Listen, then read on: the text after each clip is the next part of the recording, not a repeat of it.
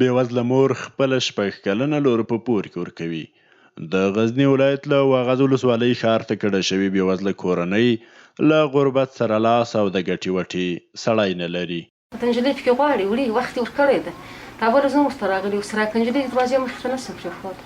هم خدای دغسې په یوسي نجلۍ خو غواړي پکې وړي بله ټول به خبر شه د لورې یو لږم زه ساعت خراب له شپې پرته یې ورته وګورم زه هم دغه یې به یوسي چې نشم پرېښودی دروازې مخې ته وم دغه یې به یوسي.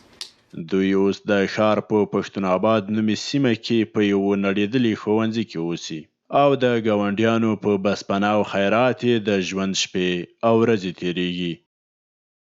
دغه مور وایي کلونه کېږي خاوند یې په نشه یي توکو روږدی دی چې د قرض له درلودو سره سره خپل ماشومان او میرمن ځوروي ډبوي. دغه مور 6 ماشومان لري او په خبره یې ډېری وخت یې په لوږه تېرېږي. د ژوند مې ګوري زندګي مې ګوري بچیان مې ګوري خوارېدی مې ګوري دا نور یتیمان پسې ګوري. که تاسو له خدای څخه وکړم مرسته وکړه چې ما چې دوی کرار چې سره اورېدلي دغسې له خلکو غواړي چې مرسته ورسره وکړي. محمد عارف لیوال، شمله راډیو.